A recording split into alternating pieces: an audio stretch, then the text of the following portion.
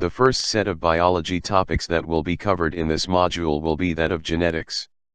The specific topics which will be discussed per year level are the following: fertilization, for grade 7 teachers, meiosis and Mendelian inheritance, for grade 8 teachers, non-Mendelian inheritance for grade 9 teachers, and DNA, central dogma, and genetic mutation, for grade 10 teachers.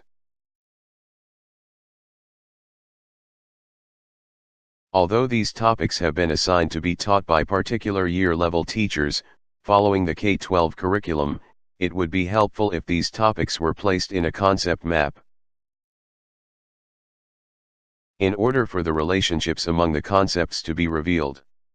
In this format, you will be able to see how one concept is related to another, and thus gain an understanding of the principles of heredity and variation.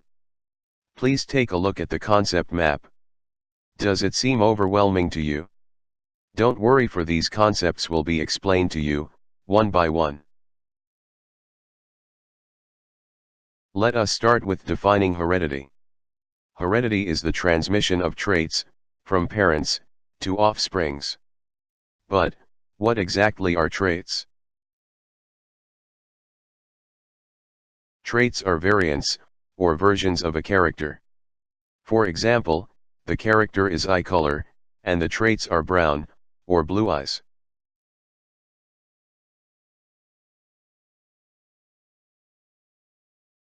Now, a certain character is coded by genes, which consist of a specific nucleotide sequence of DNA, as shown in the illustration.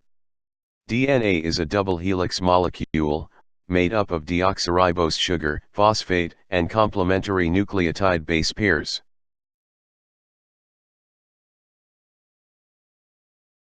A gene is a segment of a DNA, consisting of a specific nucleotide sequence.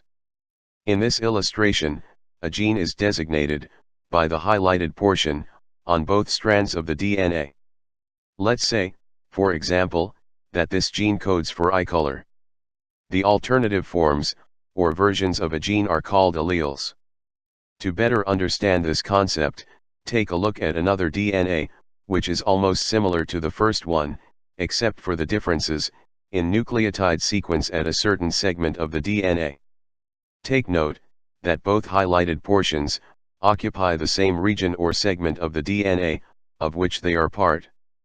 Meaning to say, both segments are the same genes that code for eye color, but differ on which color, whether brown or blue, they code for. Hence, we can say that the DNA above carries the allele for blue eye color, while the DNA below carries the allele for the brown eye color.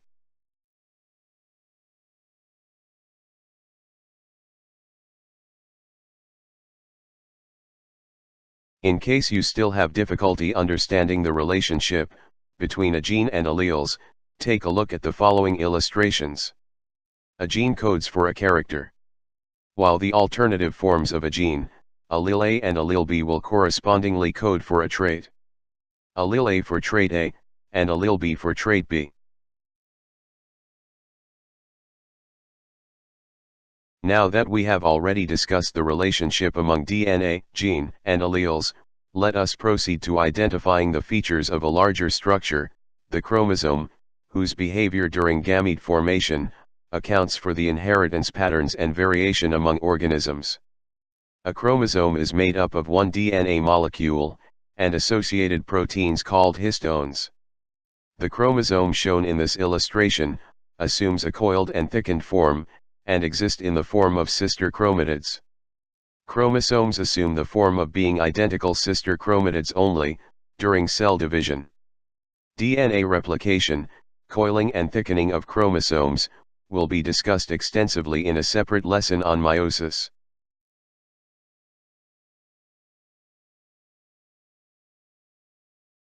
Since a chromosome is made up of a DNA molecule, and a gene consists of a specific nucleotide sequence along the entire length of a DNA molecule, we expect to locate genes along a chromosome.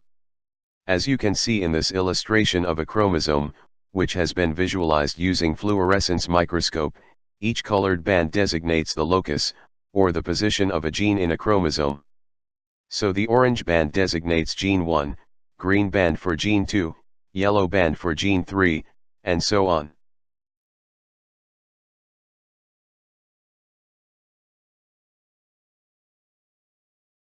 As what has been discussed earlier, the behavior of chromosomes during gamete formation or meiosis has a significant role in determining the inheritance patterns and variation among organisms. Let us explore the process of meiosis in a human male, since that of a human female is more complicated, and will be discussed thoroughly in a separate lesson on meiosis. The male gonad or the testis has cells called spermatogonia which undergo meiosis to become male gametes or sperm cells. The spermatogonium is diploid, which means it has 46 chromosomes. For the sake of simplification, only 4 chromosomes were shown in this illustration to represent the diploid chromosome number. Within this cell, 2 populations of chromosomes are identifiable, the blue and the pink ones.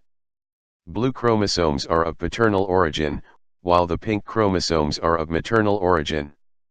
Take a closer look at the 2 populations of chromosomes. Is it possible to group them based on size, centromere position, and length of chromosome arm?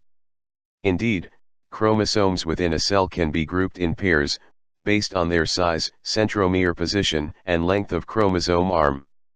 The chromosomes that constitute a pair are called homologous chromosomes. During meiosis, homologous chromosomes pair up. Then, non-sister chromatids overlap in the event called crossing over. Crossing over is responsible for exchange of genetic material between members of a pair, and thus account for variation among individuals.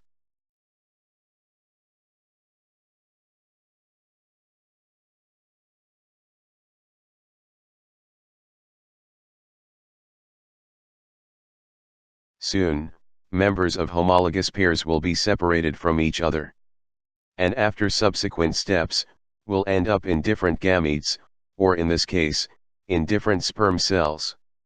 To learn more about gamete formation, please watch a separate video discussion on meiosis. At this point, it is important to know the laws that govern the distribution of chromosomes into different gametes. The laws of segregation and independent assortment were formulated by Gregor Mendel, who is known as the father of genetics. Thus, patterns of inheritance that follow these 2 laws belong to Mendelian genetics. Let us now define these 2 laws. We will start with the law of segregation. The law of segregation states that each allele in a pair separates into a different gamete during gamete formation.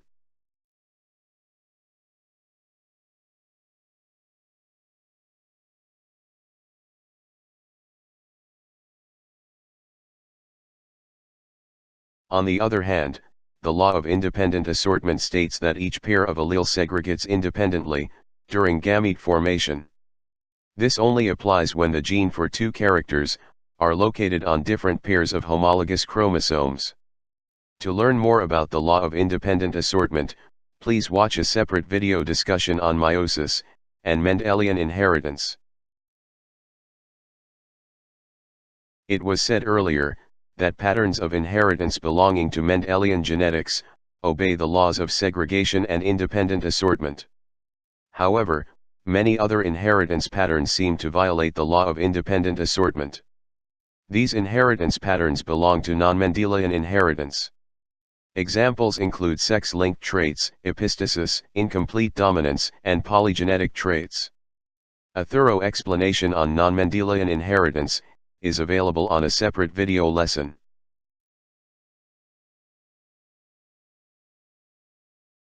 In the meantime, let us go back to the gametes. We have been using the sperm cell as an example throughout the discussion, so this time, let us introduce the egg cell. Take note that both sperm and egg are haploid, meaning to say they carry only half of the chromosome number of that organism.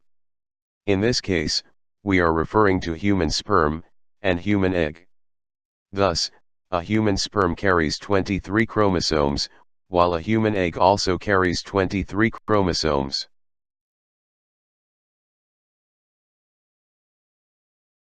Then during fertilization, the sperm and egg will unite, resulting to a zygote, with the full complement of chromosomes, and thus bears diploid chromosome number.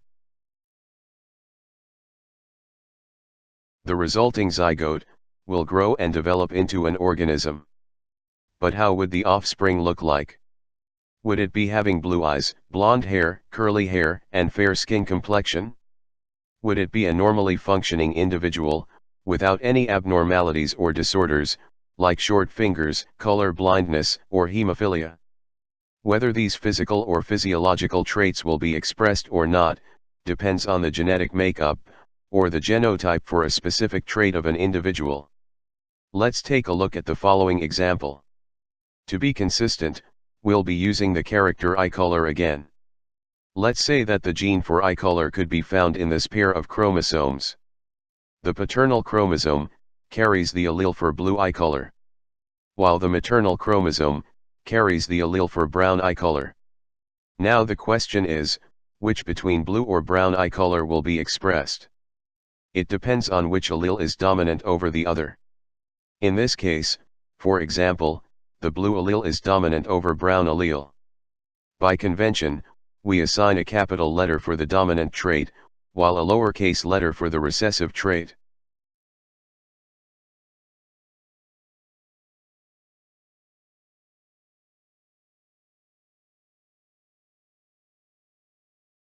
The genotype BB is of heterozygous dominant type, since one allele is dominant, while the other one is recessive.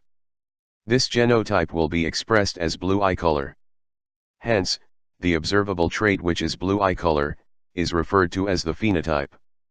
Did you ever wonder how the genetic code in the genotype was expressed in the form of observable traits? That phenomenon is explained by the central dogma, which is the transcription and translation of DNA into proteins. This concept will be explained thoroughly, in a separate video discussion on central dogma.